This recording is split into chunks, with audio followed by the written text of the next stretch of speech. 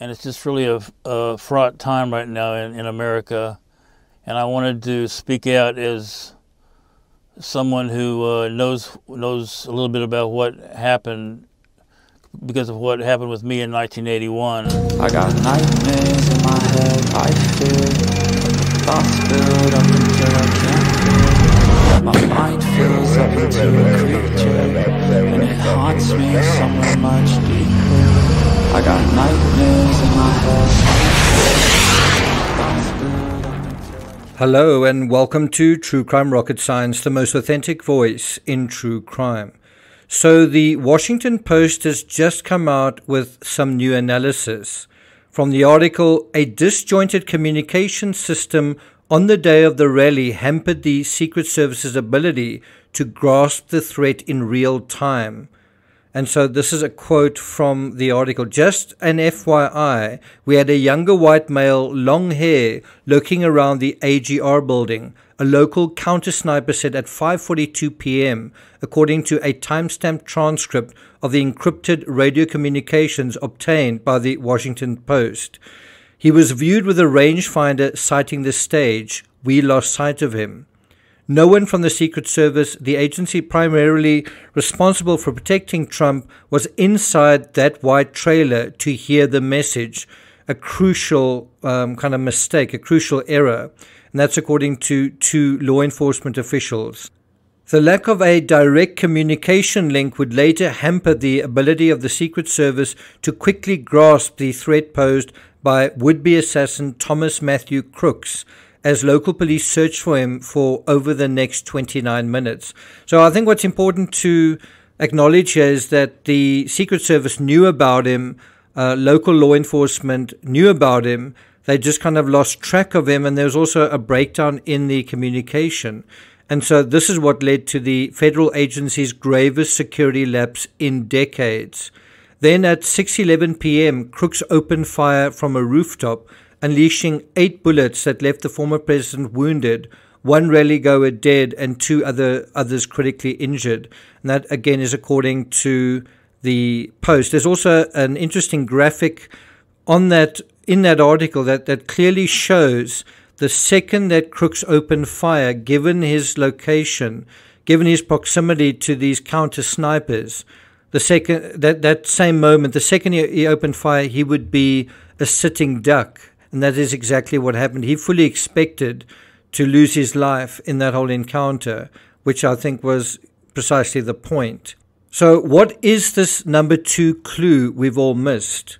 Well, before we get to that, if you haven't subscribed to the channel, please do. If you find this analysis worthwhile, please like, share, leave a comment. You can also purchase my book on this sort of activity. It's called Slaughter. I actually researched exactly what we're going to be covering in this analysis in that book. And so if you find this analysis worthwhile, it's this kind of analysis, really insightful, that appears in that narrative. So I'll put a link to that in the description. If you, bear in mind, also don't do live streams. So if you appreciate the analysis here, please hit the thanks button and let's get started. So in sum, what do we have here in terms of this latest assessment, right? And it's an assessment by the Washington Post. You know, what does their analysis show of the fatal mistake made by the Secret Service? Well, it is disjointed communication. It's a failure to hear the message, and it's a lack of a direct communication link. So the problem is that the failure to perceive the risk was really based on a wider failure to communicate, to listen, and to get information directly. In another sense, there wasn't a failure to perceive the risk because somebody did recognize that Thomas Crooks was walking around. The real failure was to communicate that and for people on the other side to receive, listen, and respond to that communication. But primarily it's a communication failure. If you think about it in a very basic way, the threat could have been neutralized simply by having better communication. By the way, the same can be said for many out there who are failing to understand the basics of this type of case. That although this is being communicated, it's just not being heard for whatever reason. You know, whether it's the type of killer we're dealing with or why all of this happened to begin with, is the communication getting through? I'm talking about my communication to you. Why is there a failure to get or hear the message? What's going on in terms of that? And so I'm trying to address my communication failure with many of you out there. Do you see the analogy? While we have an explanation for the failure on the law enforcement side, well, in my opinion, that whole line of inquiry is fallacious. Why? Because Trump survived. Because the shooter failed. The assassination plot failed. The shooter is dead. And I must say, to my shame, I've actually seen a graphic image of CROOKS, having sustained this fatal injury. And one can't help asking, why? What was the failure in him? You want answers? I think I'm entitled. You want answers? I want the truth! You can't handle the truth! Or do you think you can handle the truth? Well, let's see, shall we? Like the man who shot Reagan, which by the way was also a failed assassination attempt, Thomas Crooks failed because his heart wasn't really in it. John Hinckley Jr., Reagan's assassin, far from being someone with a political agenda, far from being someone with a bone to pick specifically with Ronald Reagan in 1981, he shot President Reagan as a means to an end, just as Crooks did. I looked in your head and saw annihilation. What does that mean, a means to an end? Well, the answer to this is really fascinating, as is the powerful criminal intertextuality that we see here when we overlay Crooks with Hinckley. You're about to see, in quite a simple way, how incredibly powerful profiling can be at getting to incredibly surprising truths and insights. Well, better get real simple real soon. That's exactly the point, to make this as simple as possible. Through this technique, we suddenly see how shallow and superficial our own perceptions are. And also, this illustration ought to be a warning about just how misguided and misdirected we can be when we think or believe or think we understand without real revelation, without real insight. You want answers? So what I'm about to do is it's kind of like a magic trick, even a mind trick, but it's one involving psychology. It's only going to work if you give me your permission to tell you a story, a true story, and then allow the text of that story to fill in the blanks of the story. And that is intertextuality for you. It really is an extraordinary tool. So it's really up to you. Just have to make up your own damn mind to either accept what I'm going to tell you or reject it. Okay, so put on your thinking caps. We are about to penetrate deep, incredibly deep into the heart of the Trump assassination attempt by understanding the history of another assassination attempt, the Reagan assassination attempt. Who was Hinckley? Did he act alone? What was going on? What happened? Worth playing for? Yeah. So Hinckley's road to the attempted assassination of Reagan started with an obsession with Jodie Foster.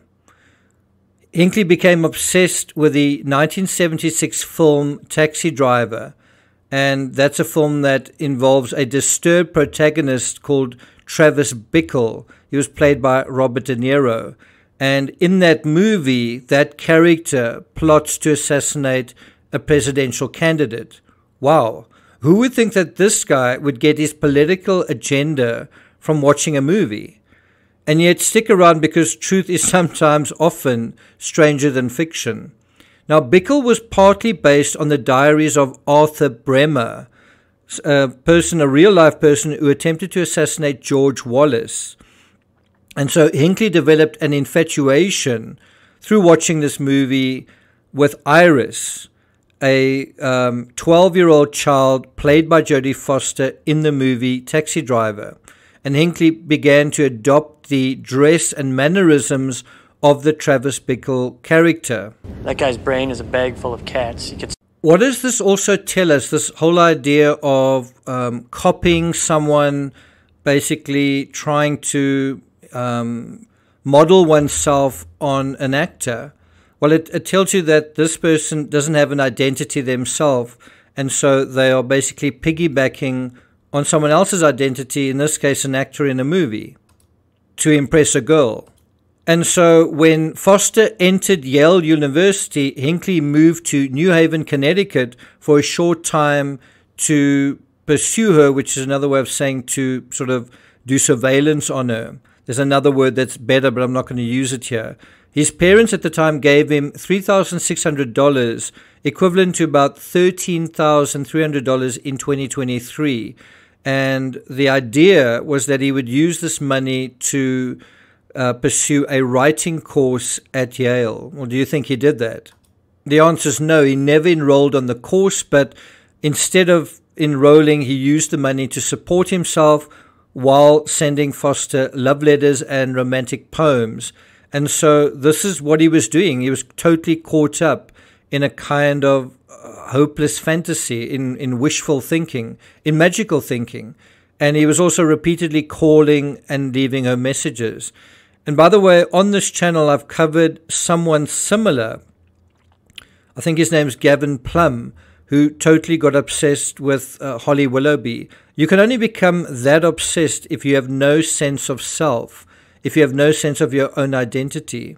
So what we are dealing with here is an emasculated male with no agency, no life, probably no friends, no glue holding him to anyone. The only glue that is holding him to anyone is his obsession to kind of a public figure. And far from just falling into the sniper role, it sort of starts off innocently enough, watching a movie, role-playing. But then an obsession takes root, and then there is the surveillance. And where are the family members and the community and the people around him, around these individuals, seeing, wow, something strange going on here, putting the brakes on this thing? And instead it's allowed to metastasize into something that starts innocent, becomes quite diabolical over time. And so in terms of Hinckley, he fails to develop any meaningful contact with Jodie Foster. And so he starts, in his loneliness, he starts fantasizing about conducting an aircraft hijacking or taking his own life in front of her just to get her attention. That is just how desperate he is to fulfill his fantasy. And now, because he's so bad at the real world and because he lacks real agency, he starts to daydream, and the daydreaming really takes over, and he begins to lose touch with reality. And it's when he is within this psychology that he comes up with a truly unrealistic cockamamie scheme. So eventually he settles on a scheme. He kind of graduates to this psychology where within this whole schema of wishful thinking and obsession and everything else, this whole unrealistic mythos that's going on, he decides the best solution to his conundrum is to impress Jodie Foster by assassinating the president. That's going to get her attention. And he thinks that by achieving a place in history, that's going to appeal to her as, he's going to appeal to her as an equal. Hinckley then trailed President Jimmy Carter from state to state during his campaign for the 1980 United States presidential election, and even got to within 20 feet of him at a rally at Dayton, Ohio. So Reagan wasn't even Hinckley's first original target. And you can see, without peeling back the cover, we miss all of the psychological detail, which is why we must start at the source, and that's the killer's psychology. Who is he? I'd say it's relevant, wouldn't you? Anyway, going back to Hinckley, on October 9th, 1980, Hinckley was in Nashville, Tennessee, on the same day that Jimmy Carter was visiting that city. Hinckley was subsequently arrested at Nashville International Airport. I've actually been there, while trying to board a flight to New York. And he had handcuffs and 3 unloaded guns in his hand luggage. The airport police handed him over to the Nashville City Police. Hinckley's guns and handcuffs were confiscated, and he was fined $50 plus court costs. He was released later the same day. So there you also had a certain level of awareness from the local authorities. They just kind of underestimated who they were dealing with, and also, I guess, lost track of him. FBI, whatever, special agent, he is a piece of work. And if you watch Hinckley, if you look at him in interviews, he seems kind of harmless. He seems kind of out of it, even today, even in his latest interview with CNN. So again, was that a failure of the police as well? And I think you could make that argument, but I think the more sensible argument is to ask, what is going on with this person? What is motivating them? Why is there no one around them noticing what is going on? In any event, we now have a second target who just happened to cross paths with Carter in terms of the Hinckley story. That's what we said was the reason Crooks picked Trump. If Biden had a showy campaign thing in town first, Biden would have probably been the target. Anyway, after Nashville, Hinckley flew to Dallas. On October 13, he bought more guns from a Dallas pawn shop, and they included a .22 caliber Roan RG-14 revolver. And he used that same weapon 5 months later to attempt to assassinate Reagan. Now, at this point, the $3,600 from his parents was virtually exhausted. So it was sort of now or never. It sort of run out of options. And so, he returned home with nothing, penniless. And so he spent 4 months undergoing psychiatric treatment for depression at this point. But his mental health didn't improve. So, yeah, you've also got someone who at least there is some response to his mental state. And I think that then raises the question, are we able to recognize people who are struggling with depression, struggling with mental illness, struggling with identity issues, whatever it is? If we can see people that are doing that, are we able to rescue them? Are we able to solve that problem? And in Hinckley's case, the answer is no. In Thomas's case, no. And so are we ringing any bells yet? Crooks also, we believe, had depression. And did he know how to solve his own depression? Did Hinckley know? And that in itself is also a failure. That's also a problem. People with depression, how are they supposed to get themselves out of those psychological holes? And as I've tried to emphasize in several videos now, it's a global problem. It's a very serious problem. Now, in 1981, having not solved the problem, Hinckley began to target the newly elected President Ronald Reagan. For this purpose, he collected material on the assassination of John F. Kennedy. Again, same MO as Crooks.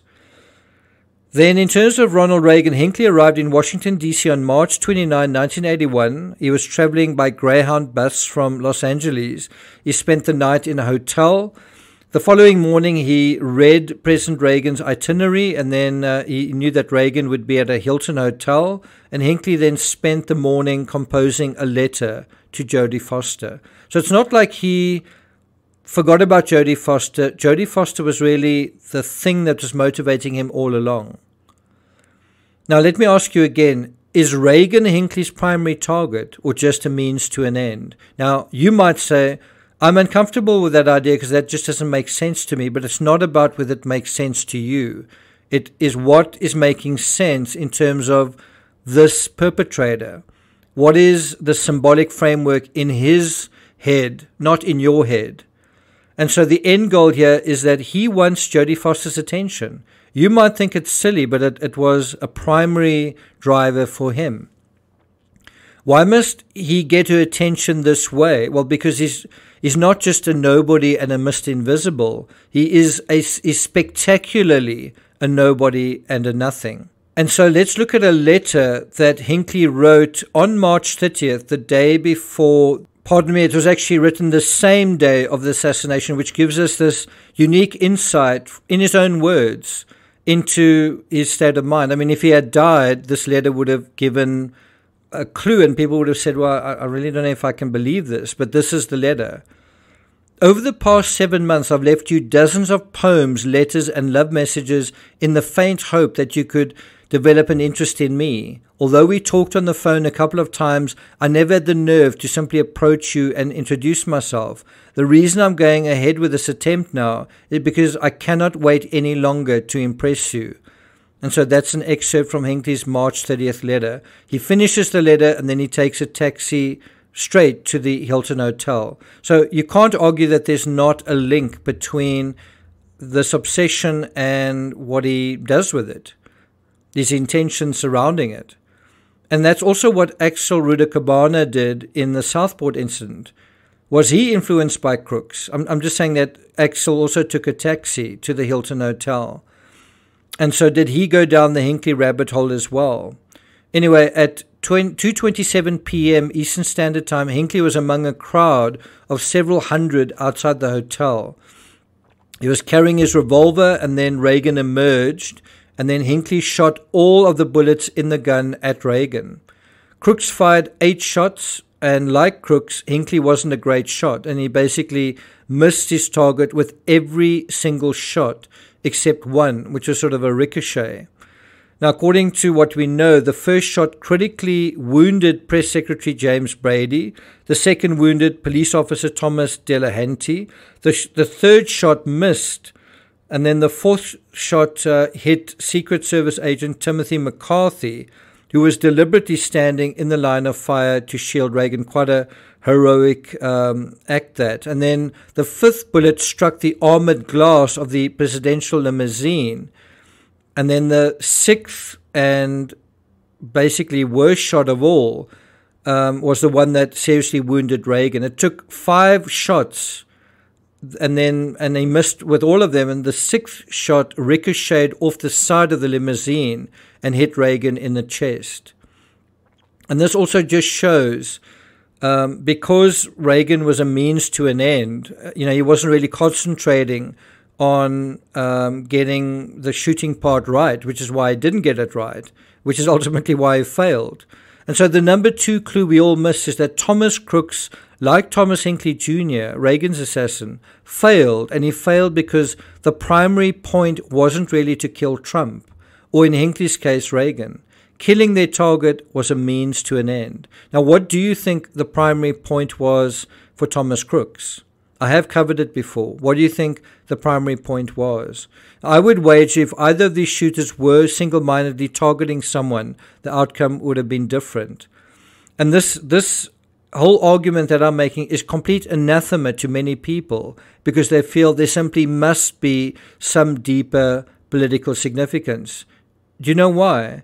Because you feel there's a deeper political significance because you're attached. You think he must be attached. And the reality is just different. One person's reality is different to another person's reality. Stop projecting your reality onto other people. Be open to reality as it is, not as you believe it to be. Hurts, doesn't it? So I asked at the beginning of this, can you handle the truth? And so now it's a time to decide, to answer that. Are you brave enough to do that? Do you have the courage to handle your truth? Because if you are doing this, if you are forcing a political significance to this particular case, Thomas Crooks, or worse, if you're believing in conspiracies involving additional shooters, put up your hand if that's you. Or if you think there's some kind of additional intrigue to this case, put up your hand if that's you. What this really demonstrates is your vulnerability to project and transfer your thoughts, your hopes, your fears, your agendas, whatever you want to call it, onto others. That's dangerous. That's exactly what Hinckley did. Please stop doing that. If you are doing it here, you might want to pay attention to it, recognize it, acknowledge it. That is the first way to solving it. And develop some self-awareness about it, not just in terms of this, but in other areas, because the chance is you're doing it everywhere. And that means you're not seeing reality. That means you are in your own way of seeing reality. And it's important to be able to see reality. It's important that one person sees reality and groups of people see reality and that all of us see reality. Otherwise, we're going to be making serious mistakes in the real world. And we're going to make things worse in a real way because we don't understand what's really going on. And we can also be manipulated for that same reason. If everything you are seeing is through your own projected reality, then you are kind of like those unconscious people plugged into the matrix. For your sake, for all our sakes, please wake up out of your own delusional transference and see the way the world really is. I've got to say, I'm seeing a lot of that here in this case, but I'm seeing it in many other cases as well. People are simply terrible at just seeing reality. Everything's got to be how reality reflects on me, but it's ending up being my reflection on reality. And I do think Google's algorithm, which gives us what we want, not the truth, but the truth as we see it, is a big reason transference and projection is getting worse and is interfering to the extent that it does with our ability to see the world and to see ourselves objectively, realistically. Why my eyes, sir? You've never used them before. Thank you for listening. If you found this message powerful, do hit the thanks button. Let me know what you think in the comments. Take care, and I'll see you guys next time.